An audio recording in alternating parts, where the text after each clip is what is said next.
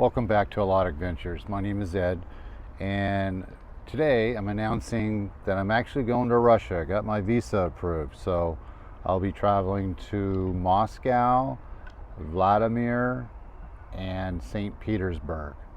So that should be, my visa is from October 6th to November 5th. So I believe I'm probably going to leave on the 6th, come back about 10 days later. But I also want to walk you through the visa process with the Russia consulate, just in case you guys have questions on how I obtained my visa. Now it's a tourist visa, so it's different than a business visa. Okay, so the very first step in the visa process for Russia, what you need to do is you need to go on to the Russian consulate website and click on whatever consulate that you're going to be going to. You need to click on that one. Like for me, I'm in Minsk, so I clicked on the Minsk consulate.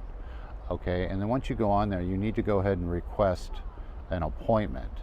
Okay, and then you wait. For me, it took about 2 weeks for them to get back to me with a day and time for the appointment. And then once they do set that appointment for you, they want you to fill out an application / questionnaire. It's very comprehensive. They'll ask you, do you have any, you have a criminal background, do you have a felony or a misdemeanor, what's your political affiliation. They also ask you accommodations. So, where are you going to be staying? For me, for example, I'm in Moscow. I'm going to be staying at a hotel. So they're asking to give the name of the hotel, the address, and the phone number. Okay, so next step, you actually go to the appointment at the Russian consulate. And for me, this is really funny. You're waiting outside the Russian consulate, and there's probably like 5 or 6 people there. And there's actually a gate, and you got to push the button for the camera and the speaker for them to let you in. And when you push it, actually the Game of Thrones music starts playing, which is really funny to me. It's hilarious. So what they do is they go, okay, when's your appointment? What's your name? You got to state that the exact name that's on your passport. Okay, once they let you in, you go in, and then you have to pick a number, right? Like B11, right? You'll see these TV screens or monitors, and then once your number comes up, then you go up to the window. Okay, and then they look over your paperwork, your passport, and then for me, they told me, okay, you're going to have to wait. All right, so I sat down, inside the consulate and waited probably about 2 hours.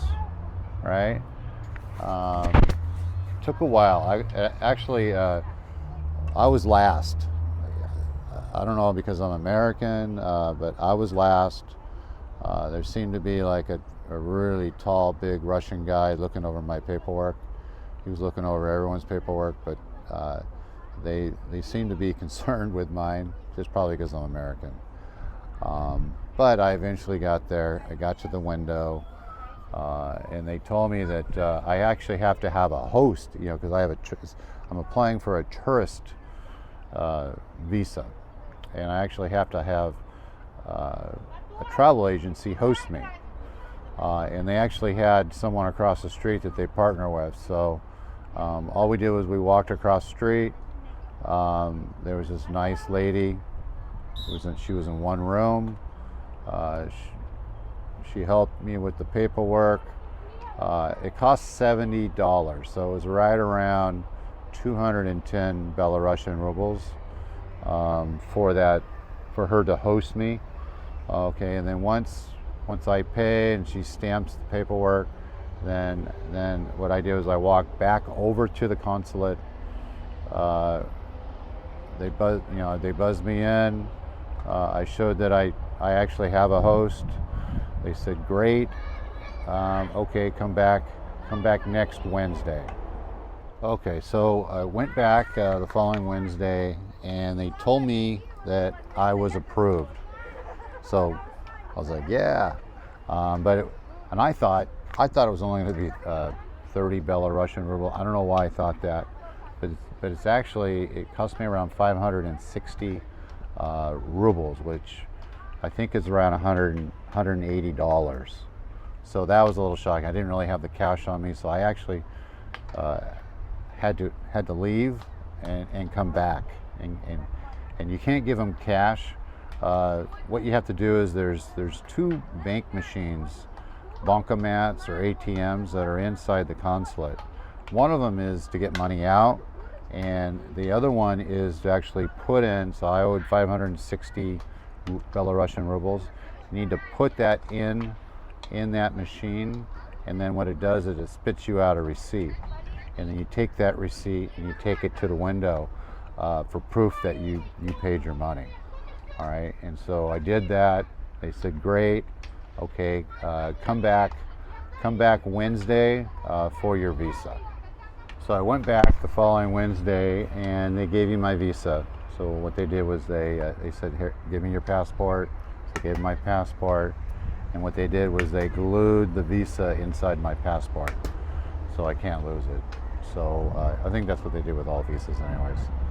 So there you go. So all in all, it took around 3 weeks. It was $180 for the actual visa. It was $70 to be hosted by the travel agent. So it's around $250 to get that visa, plus about 3 weeks time. Not bad. Okay, so let's talk cost or price for the flights and the accommodation. So I was looking for the flights from Minsk to Moscow. That's what I'm going to fly to. I'm going to fly to Moscow, and then I'm going to take a train to Vladimir, and then I'll take another train to Moscow, and then to St. Petersburg, and then at the end of the trip, what I'll do is I'll fly back from St. Petersburg. That way I don't have to go back to Moscow. But the flights weren't too bad. They were like $120 there and back, and the flight time is about an hour and a half. So for me, it's like, I'm from San Francisco, so it's like, okay, if I'm going to go to LA, it's about the same time to go from San Francisco to LA. Not bad at all.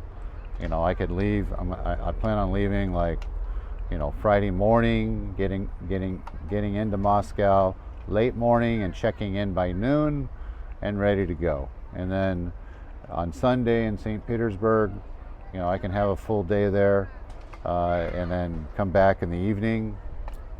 All's good. Not a lot of travel time. So the flights there and back are about $120, about an hour and a half. Now the accommodations, I was looking at 4 and 5 star hotels. They were all around, and I'm talking US dollars, they're all around between $50 and $80. I was kind of shocked that it was so low, and that was from Moscow. So Vladimir, and I don't know if it's St. Petersburg would be cheaper, but I know definitely Vladimir would be cheaper. I think because it's off season, it's in October, and not a lot of people there. Plus, because of the sanctions, they don't have a lot of visitors from the West, so that's probably why. Sorry, there's a bee. Just kidding me. So there you go. All in all, yeah. So I think that's all I have. If you have any questions, I think you covered everything. If you have any questions about how to obtain the visa, go ahead and comment down below, and I'll get back to you. Okay, great. Until next time, ciao.